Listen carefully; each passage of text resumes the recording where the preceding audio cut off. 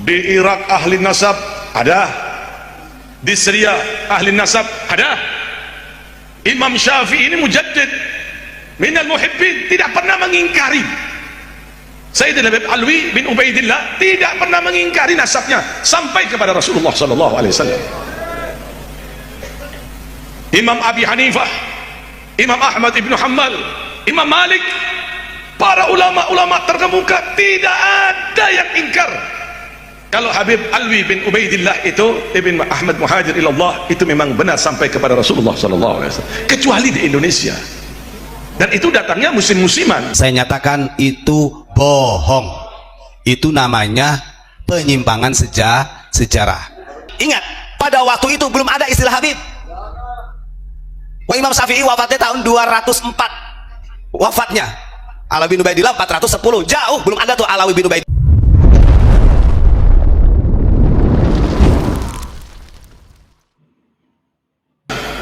Para hadirin, para jamaah yang dimuliakan Allah Subhanahu wa taala, untuk menjelaskan apa yang disampaikan oleh Habib Muhdhar ya. Saya barusan tanya sama Gus Ilyas, siapa sih Habib Muhdhar itu? Ternyata dia adalah putranya Habib Soleh Tanggul, yang mengatakan bahwa madzhabul arba'ah atau 4 imam madhab mengakui Alawi bin Ubaidillah. Saya nyatakan itu bohong. Itu namanya penyimpangan sejarah. Kalau kita lihat dalam catatan Ba'alawi, Alawi bin Ubaidillah ini dia wafat tahun 410 Hijriah. Kita ambil imam 4 madhab, yang paling muda adalah Imam Ahmad bin Hanbal. Imam Ahmad bin Hanbal saja beliau wafat tahun 240 Hijriah. Artinya bedanya sudah 200 tahun yang lalu. Apalagi dengan Imam Syafi'i, apalagi dengan Imam Maliki, apalagi dengan Imam Hanafi yang lebih tua. Artinya sangat tidak rasional. Itu adalah dalil yang memaksakan. Ingat-ingat, itu dalil yang memaksakan, karena sampai dini hari Habib-Habib ini masih ingin dihormati sebagai dzurriyyah Rasul. Itu catatan. Siapapun itu, mau ada Habib yang lebih tua kek, mau Habib dari mana saja, kalau mengatakan bahwa madzhabul arba'ah mempercayai Habib, mempercayai Alawi bin Ubaidillah, itu dusta, bohong. Jangan sampai di dalam kitab Al-Um ini secara tekstualnya A disampaikan Z kepada umat. Ini kita punya kitab Al-Um. Kalau kita bongkar sejarahnya ketika syiarnya Imam Syafi'i ketika di Yaman, malu orang Yaman. Nanti saya bacakan. Kalau 4 madhab ini mencintai ahlul bait Nabi, dzurriyyah Nabi, bahkan mewajibkan kepada seluruh umat muslim untuk memuliakan, mencintai ahlul bait Nabi, itu betul. Tapi bukan Alawi bin Ubaidillah, bukan Habib. Ini yang keliru. Tidak ada satupun dari madzhabul arba'ah ini yang menafikan ahlul bait Nabi. Tidak ada Imam Maliki, Imam Hanafi, Imam Syafi'i, Imam Hambali menafikan daripada ahlul baitnya Nabi.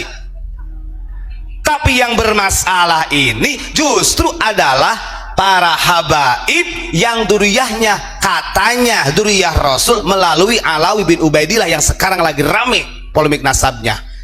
Kan begitu. Ini jangan sampai menjadi doktrin. Ini perlu disampaikan ya. Nah, nanti saya bacakan nih rentetannya. Karena beberapa kitab, termasuk di dalam kitab I'anatut Thalibin ya, juga menukil fatwa Imam Syafi'i betapa wajibnya umat muslim mencintai ahlul baitnya Nabi. Tapi bukan Habib, bukan dzurriyyahnya Alawi bin Ubaidillah, bukan. Oh, sampai dini hari aja Ubaidillah ini kok belum terverifikasi sejarahnya. Yang katanya Ubaid, kemudian Abdullah ditasgir jadi Ubaidillah, sembah lah. Kita nggak tahu itu. Kan begitu. Nih, sejarah akan membongkar bagaimana Imam Syafi'i ketika beliau rihlah berada di daerah Najran. Waktu itu Najran menjadi pusat pemerintahan gubernur yang ada di negara Yaman pada waktu itu. Ini saya bacakan karena memang karakter Yaman memang begitu, Pak. Di sini dijelaskan begini, wa tawalla Najran wa waliyul Yaman yusani'u ahlaha alladzina la yajiduna 'inda Syafi'i al-musana'ah wal mudarah. Ingat, Imam Syafi'i ketika berada di Makkah, beliau pernah menjadi bagian daripada pemerintah yang ada di Yaman. Kemudian beliau rihlahlah ke daerah Najran. Dan tujuan Imam Syafi'i, ingat, pada waktu itu belum ada istilah Habib. Imam Syafi'i wafatnya tahun 204 wafatnya. Alawi bin Ubaidillah 410, jauh belum ada tuh Alawi bin Ubaidillah itu. Nah, ketika Imam Syafi'i pernah bekerja sama dengan pemerintah yang ada di Yaman, pada waktu itu Imam Syafi'i melihat perlakuan dari gubernurnya atau para pemimpinnya, wali-walinya pada waktu itu yang gemar dihormati, bahkan menyaksikan sendiri. Imam Syafi'i itu melihat ketika ada pemerintah-pemerintah yang datang, gubernurnya, menteri-menterinya, itu masyarakat penduduknya wajib hormat. Ketika Imam Syafi'i berada di sana, atharus Syafi'i al-adla, atharus Syafi'i al-adla. Imam Syafi'i tujuannya rihlah, hijrah ke Yaman, membantu pemerintahan Yaman pada waktu itu, ingin menegakkan keadilan secara kemanusiaan. Catat nih orang Yaman, bagi orang-orang yang istilahnya masih kekeh terus, wabtagha mardatallahi, dan Imam Syafi'i hanya mengharap ridhonya Allah karena gila hormat, Pak. Nah, ketika Imam Syafi'i berada di Najran, Imam Syafi'i dengan tegas menyampaikan kepada penduduknya, kalau ada gubernur, kalau ada pemerintah, gak usah tunduk-tunduk amat. Artinya selumrahnya saja kita hormati. Ini mendatang harus tunduk, harus dicium. Itu sudah terjadi Pak zaman itu. Nah, karena melihat Imam Syafi'i menyampaikan seperti itu, yang tujuannya di sini ada kesetaraan secara manusia, jangan sampai dijadikan seperti raja-raja.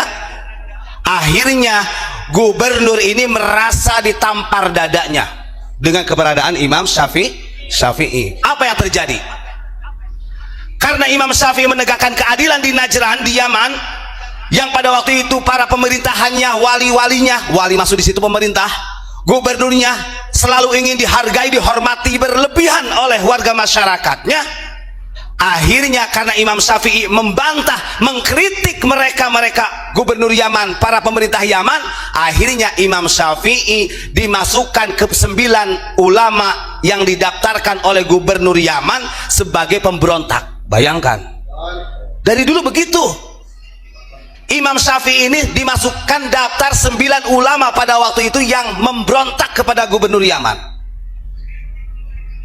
Dan tidak hanya seperti itu saja. Ingat, setelah Imam Syafi'i dicurigai, nih yang katanya Habib Muhdar Imam Syafi'i mempercayai Ubaidillah, ya, ini bertolak belakang dengan sejarah Yaman. Terus kemudian setelah berada di Yaman, Imam Syafi'i dimasukkan ke 9 ulama, daftaran 9 ulama pemberontak, kata mereka gubernur pemerintah Yaman yang ada di Najran. Dan setelah itu 9 ulama termasuk Imam Syafi'i, beliau mau dilemparkan ke Baghdad dengan jalan kaki, Pak. Bayangkan, mau dipulangkan ke Baghdad, maksud dihadapkan kepada Raja Harun ar-Rasyid pada waktu itu dalam keadaan dibelenggu, dirantai. Nah, ini yang pernah saya ceritakan. Bayangkan, dari Najran sampai Baghdad 9 ulama termasuk Imam Syafi'i, beliau dirantai, diikat, dibelenggu, tangannya seperti ini, dan digiring sama pemerintahnya orang Yaman sambil bawa pedang, ditakut-takuti dengan pedang, Pak. Artinya dari 9 ulama itu kalau sampai melawan, mati di tempat, karena dianggap pemberontak pada waktu itu oleh gubernur Yaman. Tujuannya ingin melaporkan kepada Raja Harun ar-Rasyid yang ada di Baghdad, supaya, dan gubernur itu gak sukan-sukan, Pak, pemerintah Yaman pada waktu itu. Artinya mengusulkan kepada Raja Harun ar-Rasyid untuk menghukum mati, mengeksekusi supaya hukum mati kepada Imam Syafi'i. 9 orang loh. Bayangkan, sekarang mereka yang terahnya Yaman ingin diakui Imam Syafi'i saja diperlakukan demikian kok. Buka sejarah, ya, buka sejarah. Akhirnya Imam Syafi'i ini jalan kaki, belum dipecuti mah. Bayangkan, orang dibelenggu, belenggu itu seperti ini nih. Kalau pengen tahu, jadi si tangan ini berada di leher, seperti ini nih, dan ini di rantai. Itu jalan kaki dari Najran ke Baghdad, dihadapkan kepada Harun ar-Rasyid. Setelah sampai 9 ulama tersebut yang dianggap pemberontak oleh gubernur Yaman Najran pada waktu itu, ini karakter nih ya, karakter itu. Akhirnya disampaikan bahwa termasuk Syafi'i ini adalah pemberontak, penjilat, ingin menghancurkan pemerintahan ya Yaman. Padahal kita tahu di sini athar Syafi'i al-adla wa batagha mardatallah. Ini tujuan Imam Syafi'i. Imam Syafi'i berada di Yaman, di Najd, ingin menegakkan keadilan, mengharap ridho Allah. Artinya tidak ada perbudakan itu. Berarti zaman dulu, zaman Imam Syafi'i terjadi juga apa perbudakan. Kan begitu. Ini mau dihapus lagi oleh Imam Syafi'i. Justru malah disebut pemberontak. Setelah Imam Syafi'i sampai di Baghdad, dihadapkan kepada Raja Harun ar-Rasyid, ditanya bla-bla karena Imam Syafi'i ini adalah ahli ilmu. Beliau menyampaikan yang sebenarnya begini, ya Amirul Mukminin, kalau Anda tahu keadaan yang di Najran ini tidak bisa memanusiakan manusia, yang seharusnya etikanya penduduk hormat kepada pemerintah sewajarnya, bukan seperti itu, bukan dengan cara kerja paksa yang kemudian tidak mau tunduk, dipecut dan lain sebagainya. Terjadilah perbudakan seperti zaman jahiliyah. Akhirnya ketika Raja Harun ar-Rasyid dijelaskan oleh Imam Syafi'i, gak jadi. Artinya putusan yang mau dihukum mati Imam Syafi'i pada waktu itu, karena Imam Syafi'i menyampaikan dengan hak dan lillahi ta'ala, karena ibtigha'an limardatillah, akhirnya Imam Syafi'i dibebaskan dari hukuman mati. Kemana sekarang kalau para habib mengatakan Imam Syafi'i itu membela atau membenarkan Ali bin Ubaidillah? Apa buta dengan sejarah pada waktu itu? Kan begitu. Mulai kapan jadi Nahdlatul Ulama ngajari benci Ahlul Bait itu mulai kapan? Wah, ini produk baru ini dulu model ini. Anda tahu Kiai Mas Imam, Anda tahu Kiai Khalil Bangkalan, Anda tahu Kiai Abdul Hamid, Anda tahu Kiai-Kiai besar. Mulai kapan ini kerucuk-kerucuk ngajari benci Ahlul Bait nih? Mulai kapan? Dah baca kitab ente? Dah baca kitab? Usuk jadi kiai, bukan kiai ente. Palsu kau. Wallahi palsu. Kamu yang menyesatkan umat. Kamu yang menyesatkan umat. Gak usah diikuti model demikian. Gak usah diikuti model demikian. Paham ya? Ini ana sampaikan demi untuk menyelamatkan. Assalamualaikum warahmatullahi wabarakatuh. Saudara-saudaraku semua, sebangsa dan setanah air. Ini ada Habib yang tidak tahu ngaji ini. Tidak tahu ngaji, bodoh ini. Hanya sorbannya saja yang besar ini. Mengatakan Ahlul Bait macam-macam.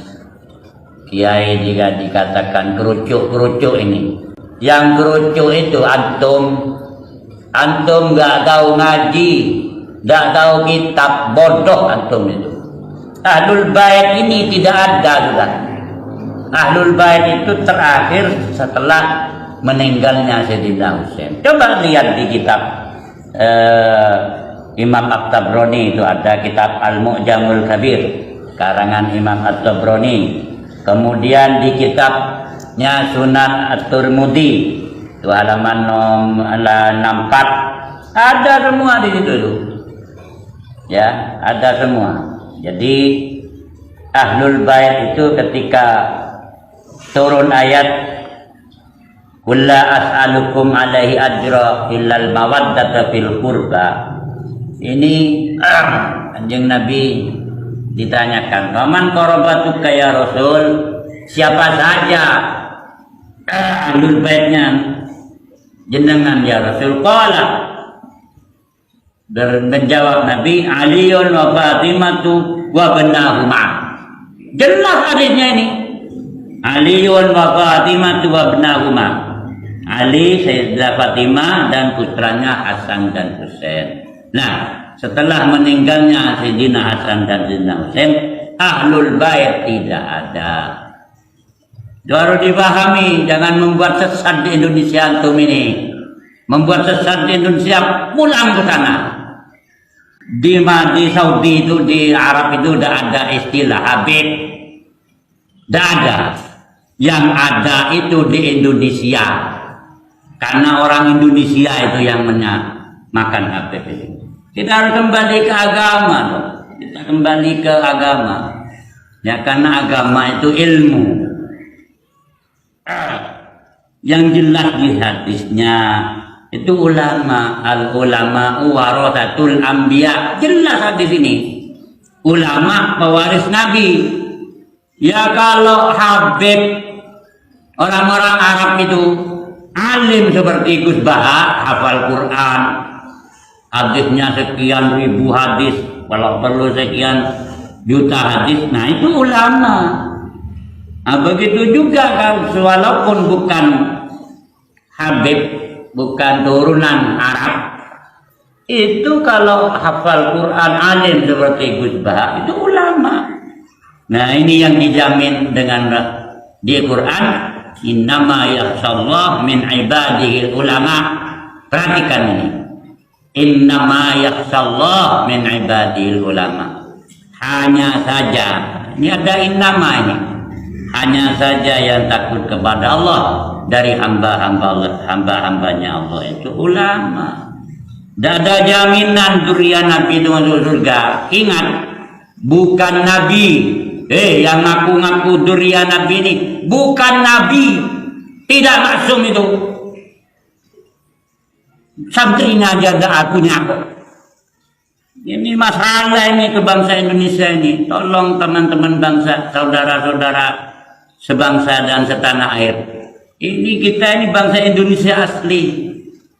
Coba kalau mengaku zuriat Nabi, tolong tes DNA. Ya, tolong dites DNA. Apa itu ada gen Yahudi? Apa ada gen siapa itu? Kalau zuriat Nabi itu alim, akhlak, berakhlakul karimah. Ini musyarri nanti ini. Ya, musyarri ini. Udah mancung hidungnya, udah Habib. Tidak ada. Innamal habaibuna. Al-habaibuna warathatul anbiya ada. Habib itu tidak ada istilah di agama. Di Al-Quran tidak ada. Di hadis tidak ada. Yang ada hanya di Indonesia, Habib. Antum itu bukan orang sini. Ngaji dulu, yang alim dulu. Ya. Ayo kalau mau debat sama saya, ayo. Tidak apa-apa. Wah, ini ahlul bait. Ahlul bait mana? Ahlul bait itu tidak ada setelah Sayyidina Husain itu.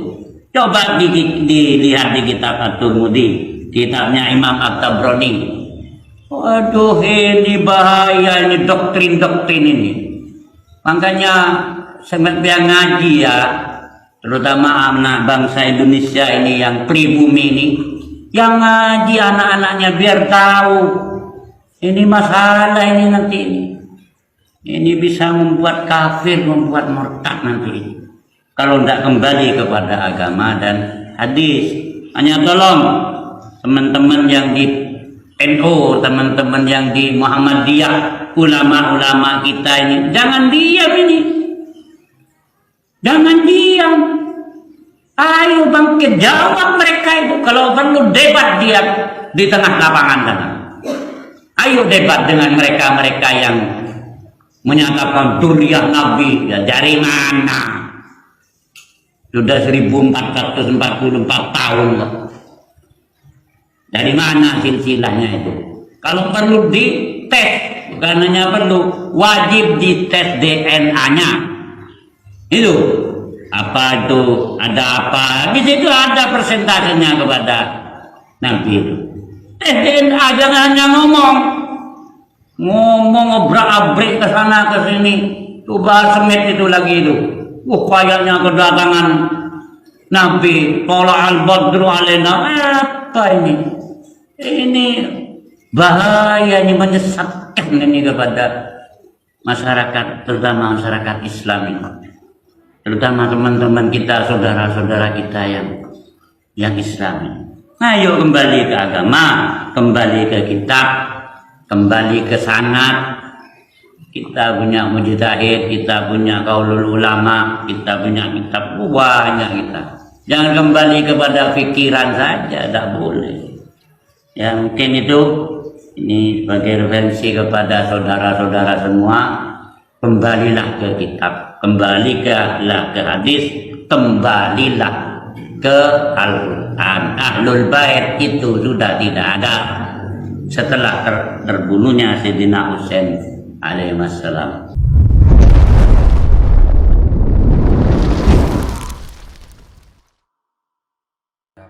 Itulah tadi beberapa cecaran dari Habib Mukhdar yang nasabnya diusik oleh tesis Kiai Haji Imaduddin Utsman Al-Bantani. Pembelaan dari Habib Mukhdar ini dibantah telak oleh ulama pribumi yang kita sudah dengar bersama. Semoga saja ini bisa mencerahkan kita. Dan tadi sudah kita dengar juga Habib Taufik yang memberikan pembelaan tentang nasab Ba'alawi, namun dibantah habis oleh ulama Madura. Bagaimana menurut pendapat teman-teman semua? Silahkan lanjut di kolom komentar. Terima kasih selalu support Arman Al-Fatih. Kita jumpa lagi di video selanjutnya. Assalamualaikum warahmatullahi wabarakatuh.